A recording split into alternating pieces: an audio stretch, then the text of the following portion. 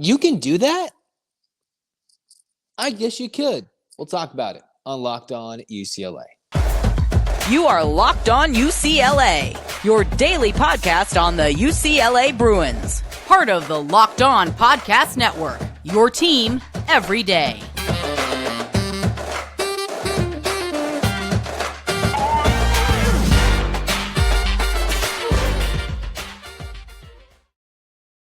Welcome, everybody, to the Locked On UCLA podcast. I'm your host, Zach Anderson-Yoxsimer, and thanks for making this show your first listen each and every day. It's free wherever you get your podcasts, available on YouTube, Spotify, Apple Podcasts, wherever you get it. Hit that download button, subscribe, like, comment, review. Thanks for your support. If you're an everydayer, you would have heard us talk about UCLA's offense against the Utah defense. Today, we flip it. It's the Bruins defense in comparison to Utah's defense, and more importantly, how will they do against a very question mark-filled Utah offense with all the injuries and the concerns for Kyle Whittingham. If you're tuning in, thanks for your support. This episode is brought to you by Birddogs. Go to birddogs.com/LockedOnCollege. Enter the promo code LockedOnCollege for a free water bottle with any purchase. You don't want to take your Birddogs off, we promise you. Just like we promised, a very good show today. Let's rock and roll, because UCLA, while I did mention if you're an everydayer in the most recent episode of Locked On UCLA, the key of this game will be how does UCLA score against Utah's D. If they can score a lot of points, I'm just not sure Utah offensively at this point, with all the question marks rising. Keithy, their starting center, we're going to get to the injuries in the next segment. I'm not sure they can keep up. Not saying that can't happen in this game. I just don't see it necessarily happening. But if Utah runs the football, controls the clock, and really hurts UCLA in categories that they've dominated so far against lesser competition, then it could be a long day for UCLA and Rice-Eccles, where they haven't won since 2015, with another true freshman quarterback in Josh Rosen. The Bruins, who are similar in some key national statistics with Utah when it comes to stopping the run, points per game, even forcing turnovers. But some of those, you look at the stats and you're like, well, Utah has faced some very big teams, and even Weber State was good at running the football coming in, and Utah's dominated. For UCLA, Coastal Carolina didn't necessarily come in running the football that well. San Diego State did, and the Bruins shut them down, and I'm not sure we can really count or truly understand what NC Central brings to the table, despite them racking up a bit of rushing yards at the end of that game. UCLA is holding teams within that 60, 65, less than 70 rush yards per game. And overall, this is a UCLA team. It's clear as day. They're dominated by their defensive front. Their D-line between the Murphy twins, Latu, everybody has been dominating up front by the D-line, which against the Utah O-line they need to have a field day. Maybe not can, but they need to if they want to inflict pain and assert dominance in this game. Now, will that happen? I'm not sure so much about the dominance, but that's how they can affect this game positively and give UCLA's offense, the Bruins can, with a good defensive performance. They don't need to be as spectacular offensively in a tough environment on the road against a good defense for UCLA to face against Utah. The difference in this D'Anton Lynn defense, most importantly, has been the aggression, the ability to finish tackles, and just the ability to force a lot of negative plays between turnovers, tackles for loss, and the ability for the linebackers last couple of weeks to step up and make some plays to lead to UCLA victories in their 3-0 start in this key ranked matchup. You hear Latu's name. He leads the Bruins in sacks. Is 5.5 tackles for loss, 4 sacks through 3 games. Probably would have had more if he played more than just a minute, it seemed like, in the NC Central game, when even though he played not that much, he still nearly had a pick 6, one of 6 UCLA's interceptions this year. The Bruins have forced they forced 3 fumbles, recovered 2 of them. The big thing is UCLA has 28 tackles for loss, as was key and clear and evident in the San Diego State game. The Bruins were coached up really well, have read some plays that just seemed like when it came to a screen or a certain sweep in the last weeks against the Aztecs and the Eagles of NC Central, the Bruins have been prepared for certain packages the opposition has come out with, and they have read it well, and they've made the play. It's one thing to be in position to make a play. It's another thing to finish and actually take the runner to the ground. UCLA has been able to do this. They've been able to do this with, a a renewed sense of aggressiveness under their first-year defensive coordinator, D'Anton Lynn. While all the love, I can give it to the likes of Latu and the Murphy twins and anybody on the line, even maybe Brian Strother might make some plays against Utah. Where it's going to be key is for the UCLA linebackers, whether they have to fill and cover some receivers or maybe jump up and defend the run. Darius Muasau has been absolutely fantastic for UCLA. 13 solo tackles, 18 total, 4 tackles for loss, 2 sacks, and an interception at the goal line against San Diego State. That's the definition of doing everything. He's been one of the standout UCLA linebackers in the first 3 games. And if he has a dominant performance against Utah, which he needs, the Bruins can quiet a Utah rushing attack where it's either a dual threat option like Nate Johnson. Cam Rising can also run if he's healthy enough to play, but the Utes can throw out anybody out there to run if they get a big enough hole. So it doesn't matter who's out there. They are going to emphasize being physical and running the football. That's where Muasau can come in. And the big Cal transfer, Oluwafemi Oladejiao, he comes in very quiet week 1, no tackles, 7 tackles week 2 against the rushing attack of San Diego State. And then with UCLA so far out in front early against NC Central, only recorded a tackle and didn't have too much stats in that game in week 3 against the FCS opponent, an HBCU school, the NC Central Eagles. So this is a big step-up performance potentially for Femi Oladejiao, who is yet to have a simple tackle for loss. And then you've got Kane Medrano, who's played a couple of games, 6 tackles, 1 tackle for loss. Where does UCLA all fit in here? It's the aggressiveness of looking for everything in between. So can the Bruins do that against a Utah team that they don't really know who's going to step up and actually do big plays? Who's going to make the big moments? Who's actually going to start? It's going to come down to the linebackers, Muasau, Oladejiao. Who's going to come in and make big plays for UCLA in this game? I think the linebackers are key. Obviously, everybody points to the lack of success from the DBs. Looked like Jalen Davies maybe supplanted or close to starting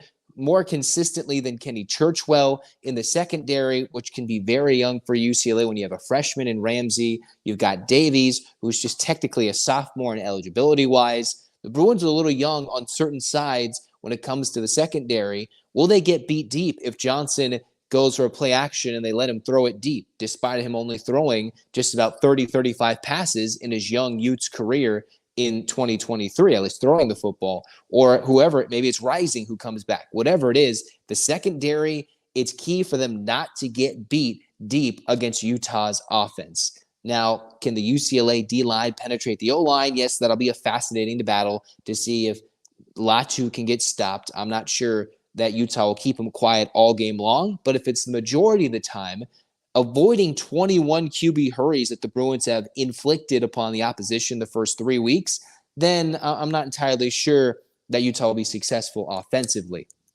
I think the key is, will the linebackers fill the gaps? Will the secondary get beat deep on a big play action, or will it be some random route that somebody gets lost in a road environment? I'm not entirely sure, but those are the things I think more than the dominance of UCLA's D-line that can be important. Now, Latu, the Murphys, everybody up front, they can simply dominate this game all by their strength and their quickness and their ability to get and pressure Rising or Johnson or whoever the Utes throw out there for quarterback for week 4. They can single-handedly wreck this game for the Utes offense. I don't think that'll happen consistently enough for me to make a mark of it, but that is how talented UCLA is up front this season and how much they rely upon defensively their front. Tackles for loss, sacks. Now, can the Bruins get some help from behind all those guys? I think that's where you fill the gaps, and Land is maybe going to throw in a couple blitzes, maybe go all out, selling out for the run, and do they get beat on a short pattern that turns into a big touchdown? We'll find out. Remember, Utah's first play went for a touchdown, right, of the season or something ridiculous against Florida. Those are things you don't want to give up big play touchdowns in situations where you don't have to. When it's a 3rd and long, you just send it all out. Make sure that does not happen against the Utes. Now, who is actually going to play? All these guys for Utah is hurt. Kyle Whittingham's been saying again and again, 15, 16 guys injured. Now, how many guys are available? How many are not? How much of this is coach speak, mental games? regardless of what you want to say about a Chip Kelly, Whittingham, any coach, when it comes to availability, who's starting, coaches will always play games with the public in terms of who's available, who's not, who will play. That will always happen. Now, seeing how beat up the Utes are, they are hurt. There will be guys missing, and Whittingham just doesn't want to reveal his cards right away, despite how accurate or how secretly he's playing it right now. Still, I've got a list of key offensive weapons alone that the Utes have been without, have been reportedly walking in a boot, or we don't even simply know if they're going to make their debut against UCLA in 2023 in Week 4. The ranked matchup, arguably of the week in the Pac-12. I know there's Wazoo and Oregon State, but this is a big one that can truly determine which team gets a good path and maybe gets another mulligan down the line in Pac-12 play, because there probably won't be a team that can go through the Pac-12 unbeaten, which is why it's scary. If Utah wins this game so hurts, they can still go down for the rest of the Pac-12 and look for a three-peat. For UCLA, you win this game, you get a time to rest and recover, and then you can maybe steal a game against Oregon State, handle things at home against Wazoo, and the belief continues to build. But it starts by winning this game and proving you can go beat the top dog of the Pac-12 of the last couple of seasons. That is where the defense can step up and do so against Utah. Give the offense a chance, and we'll talk about that. Injuries coming up next on the Locked On UCLA.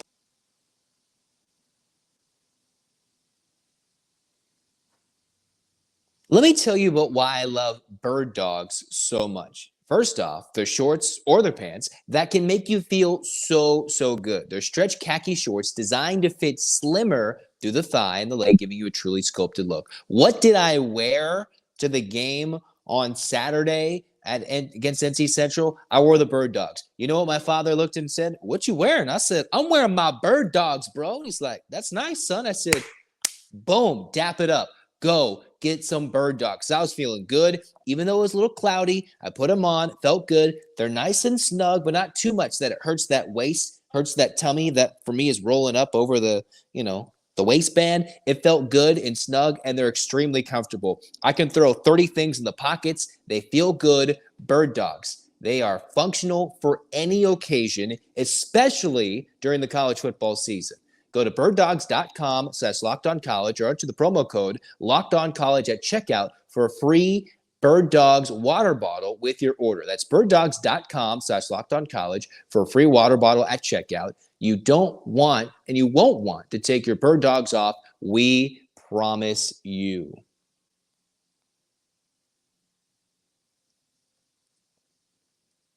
Cruising on to the second segment of Locked On UCLA, Zach Anderson-Yoxsimer with you guys. I took a pause. I said, you know what? I have not busted out in a while. I'm getting crazy. We're putting on the UCLA jersey. So you're like, what's he doing? I'm like, well, let's put this on and get excited to talk about some UCLA football. Because one of the biggest things in the storylines, I've already touched on it, but I decided, hey, what's so important talking about Utah's offense is the guys that may not be available injury-wise for this team for Kyle Whittingham, whether it's Nate Johnson starting or Cam Rising. Nobody knows. We're not going to know until kickoff, and even then, we still might not know who is starting and playing for quarterback for the Utah Utes, which is why UCLA's defense may indeed have a field day, considering they're not going to possibly cover the top 1, 2, or 3 threats for Utah, who's still without a starting center, still without their leading expected tight ends, and they have a kicker they're missing. So those are all just offensive threats I'm about to list off right now as to why UCLA could theoretically come away with a win that may look even more dominant in the final score if this ends up happening, but something to take a note of for why UCLA's defense could and should have a good, successful day with the amount of banged-up players the Utes have. Obviously, the big name is Cam Rising. Is he going to play? Is he not? Nobody knows, but that's still, even if he's back, we don't know how ready he'll be when everybody else is in week 4 form. Week 4 form, he will be in week 1, haven't played in a year. Stamina, right? Stamina for Cam Rising if he is to play this game for Utah. Brant Kuithe, I've talked about him. He's a tight end that's been in the Utah program for quite some time. Was granted another year of eligibility. He is a key weapon that I'm not sure will be ready. He also had an ACL injury. That's someone the Utes are missing. And the Utes certainly love their tight ends. In recent years, it was Kincaid mixed with Keefe. They have Johnny Maea, which I hope I did not butcher the name. They've been going with Jaron Crump, who has done a decent job from all intents and purposes when it comes to filling in as the starting center, that they might compete when Maea is ready. But that's still a starting center, a key offensive lineman that they've had to shift someone over. And when you have Latu and you've got the Murphys on the edge, anybody who UCLA can throw off you to rush the quarterback or try and get a tackle for loss against what will be a key Utah running attack with Johnson in there as a dual threat, when you've got the Utah rushing attack, it's when you're missing a lineman like that, hey, the Bruins can make something happen, especially when your best defensive unit is the D-line. Then you've got Devon Vele, Micah Pittman, Munir McClain. What is so specific about these three receivers? The two leaders expected, Vele and Pittman, are guys who necessarily didn't have big games in their first games at Baylor or against Florida, but they're still expected to put up big numbers. They missed the Weber State game for Pittman and Vele. They didn't play. And then Munir McClain, who actually balled out and put up 90 yards against Weber State before Utah pulled away in that win. He was reported from, I believe, the Salt Lake Tribune to be at practice with a boot on his foot. So what's his availability looking like? All saying that we don't even know if their kicker, Cole Becker, is available. He's been pretty good and reliable on kickoffs and field goals. They've used the likes of two separate kickers, one for kickoffs and then another one for field goals. And while maybe we're not entirely sure about how the field goal game will be important for Utah in this game, for their kickoffs, if we move into special teams now, only one of the 5 or 6 kickoffs the Utes had ended up being a touchback, which means UCLA has a chance to return it. I know there's a lot of talk about why is Yankoff back there returning for the Bruins if he has a chance to bust it off. But for Yankoff, you've got the likes of a very athletic running style when he runs with the football coming from a handoff from the quarterback. But when he runs trying to follow the blocks in the kickoff, those two just don't seem to mesh together. You can see a clear difference when he's running the football from an offensive play, a snap, versus wanting to return a kickoff. I know Jones has been a name that's been thrown out there, especially from the fans, as someone to return, super athletic pretty quick. Maybe Chip Kelly might make that switch, or he values possession and the big body of Yankoff to bounce off some tackles where he might get an opportunity if Becker for Utah is still hurt and they have a kickoff specialist, quote unquote, who might not get a lot of touchbacks, and the Bruins have a chance to return and get better field position coming off a kickoff or two. I'm not sure how many kickoffs there will be in this game. UCLA just has an opportunity to take advantage of the Utah injuries. And I've already talked about it, but these are names from Rising, Keefe, Maea, Vela, Pittman, Becker, McClain. Doesn't even include, if he doesn't even include the defensive side where they still have some talent missing.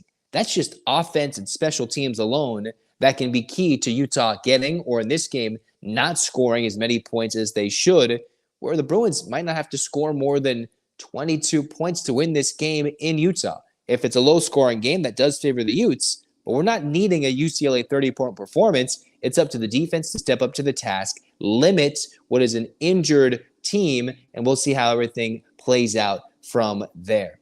That's the list of those Utah injuries. That's just part of the list of the 15 to 16 guys Kyle Whittingham has already gone through and talked about over and over again throughout the week. We love our guys. We want them back. Could be some gamesmanship. Who knows? But that is something to look forward to. Not look forward to, but to keep an eye on in this game between UCLA and the Utes. A key Pac-12 opener for both. Two ranked opponents looking to get a leg up and get on that run to the final Pac-12 championship game here in 2023, ever in the Pac-12, ever. I don't know what the Mountain West and Pac-2 are going to do, but for now, the real Pac-12, this is the beginning of the end. And what a fun ride it will be as we're going downhill, getting some airtime. If you're a roller coaster fan, this will be a fun one in Rice-Eccles Stadium. Coming up next, a unique story from across town that even got a Chip Kelly quote about this.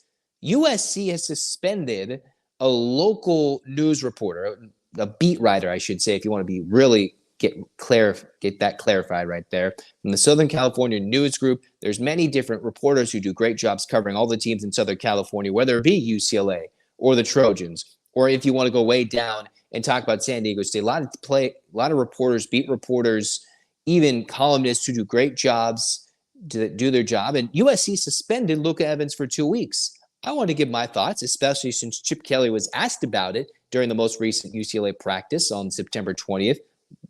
Is that possible? Is that ethical? I studied journalism. I'll give you my thoughts when we return on Locked On UC.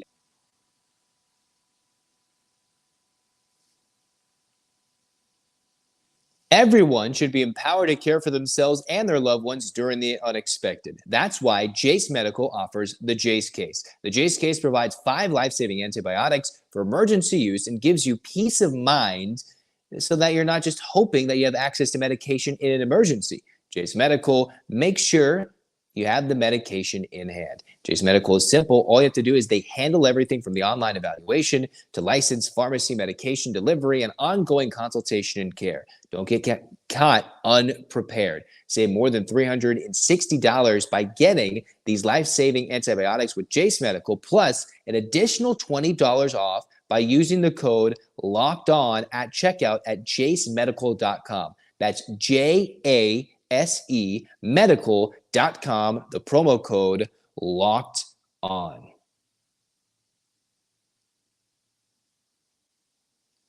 So final segment here with you guys. Zach Anderson-Yoxsimer wrapping things up. A unique story that developed out of USC where a local reporter is suspended for 2 weeks, not granted access to practice, whatever it may be, in Luka Evans. He's got his name thrown around. And when you're a journalist and a beat reporter, you don't really want to become part of the story. Not that that's what this is. But Lincoln Riley, USC, saying, hey, this was an article posted and maybe a repeat offense of sorts when it comes to policy and covering teams for covering the USC football team for Luka Evans. And there's been a lot of different thoughts. All the Trojan fans have come in and said, hey, you should follow the rules.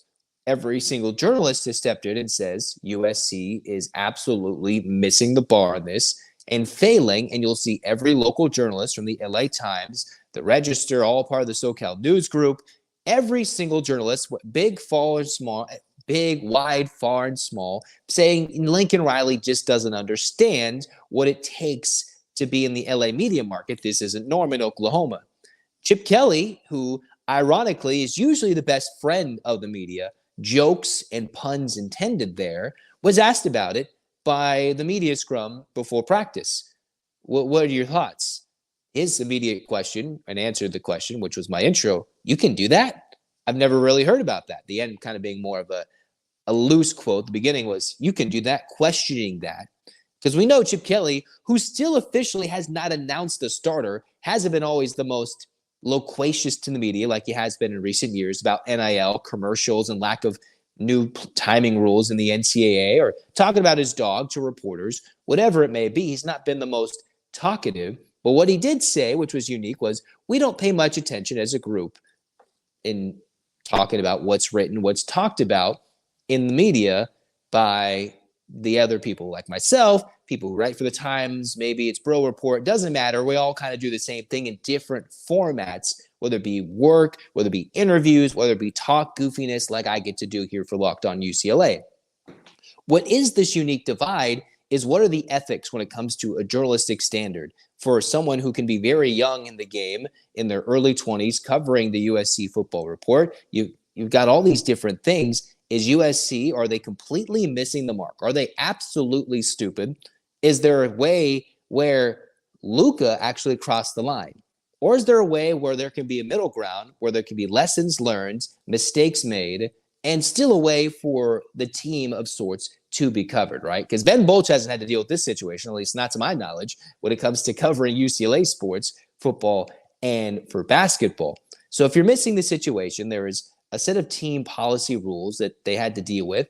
And I guess Evans once crossed the line or broke one of those policies when it came to a press conference. Then there was another time when there was a quote used from football players standing in front of him, not during an official team availability for media availability in front of him, but he was able to use something that was said from one freshman football player to another, if I've got the story correct. And then that was used and attributed in a story talking about how one of these USC football players has overcome his shyness.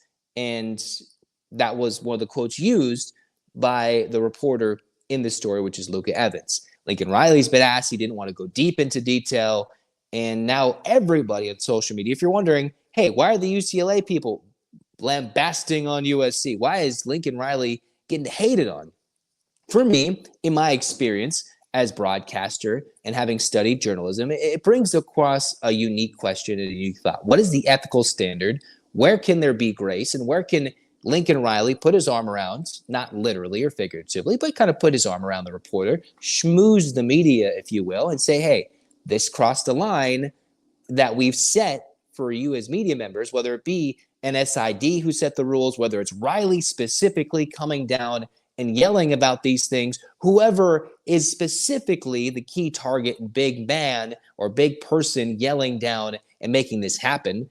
In my mind, I've gotten in, maybe not gotten into it, but I've certainly had situations where coaches have been frustrated with me by questions or comments I've said over the air, which I didn't even think were crazy questions. Maybe it hurt their feelings. Maybe it was something that said, hey, we're talking about the game, but everybody's got their own feelings. Riley's trying to protect his program, protect his players. For journalists, they're trying to protect the news, the amendments. And we're not going to get full political there, but that's just, they're there to report the news. And in this case, the news is reporting the football team. Riley's trying to make sure, hey, there's reasons why we have closed practices and media availability. I do think the suspension is a little wild. I don't have full knowledge of the idea. And while there are rules in place for reasons, I tend to be somewhat, I think, of a rule follower. I don't know.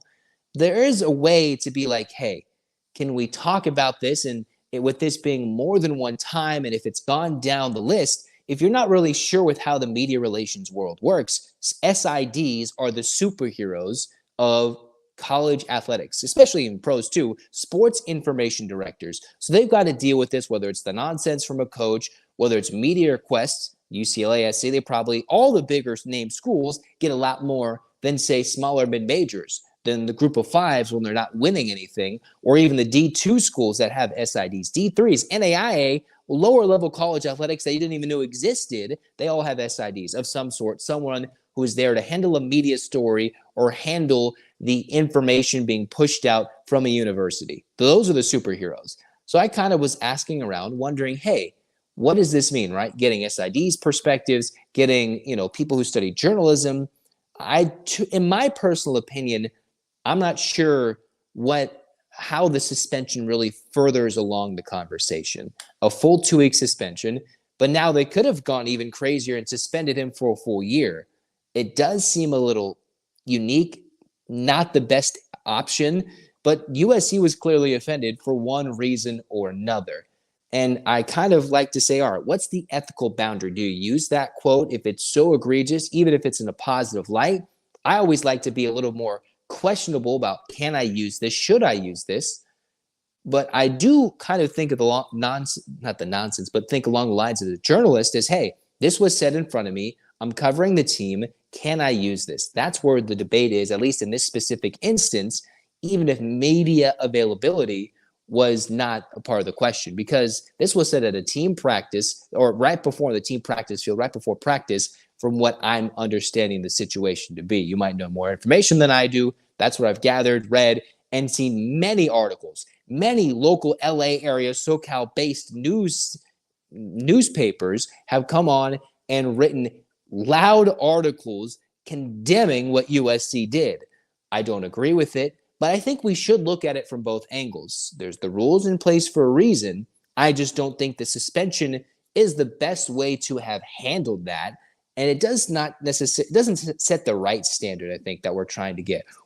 In the heart of hearts, in the right heart of hearts, we're trying to promote the student athlete, which is already evolving quite a bit with NIL, right? Because now people can go pay to have autographs. They can go pay different things. College football coaches, Lincoln Riley left Oklahoma, for crying out loud, to come to LA and make gazillions and gazillions of dollars. One of the highest paid public UC employees, if not the highest, I believe, is Chip Kelly. So it's a different game that we're trying to make sure these coaches, these players, which are slowly turning into entities, if you will, especially the student athlete, even if we want to promote them in a positive light, create stories, talk about sports in a newsworthy sense, you want to make sure it's going the right way.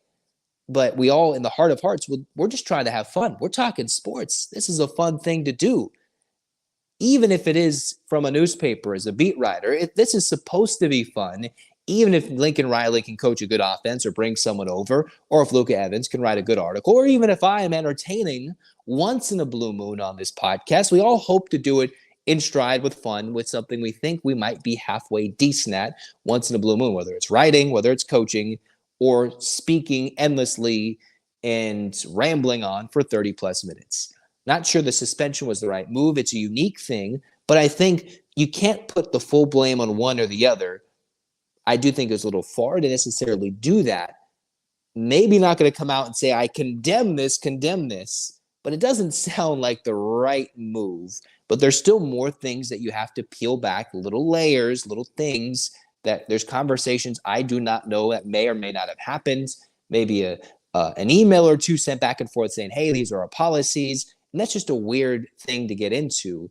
I just don't think suspension is the right move. I'm not sure. Hit me in the comments with your thoughts. I guess even if a Trojan fan sees this, whatever, UCLA fans, what are your thoughts? It's a unique debate about the ethics, the thoughts, and where can we learn, right? Where can someone, especially early in the industry, whether it's a media industry, a coaching, sports, whatever you're doing, where can you learn and make a mistake? And where is the line to where that's too far and you've got to be punished, even if it's just a slap on the wrist, a mini punishment of sorts? What's the line there? That's something that I'm going to leave you guys as a question with to end this pod. For the next Locked On UCLA episode, it's actually a crossover with Locked On Utes. JT Wistrasil and I get into the keys. We talk about the likes of predictions and this battle of, is Rising actually going to play, or do we know nothing at all? But we talk about that on the next Locked On UCLA episode. If you're an everydayer, go make sure to subscribe, download, and listen to that episode or watch it on YouTube like you may have been doing with this one. Other than that, I'm Zach Anderson-Yoxsimer signing off. This has been Locked On UCLA. Bruins fans, get your hands up. A-clap time, baby. And 1, 2, 3, 4, 5, 6, 7, 8. UCLA. UCLA fights. This has been Locked On UCLA. Go Bruins.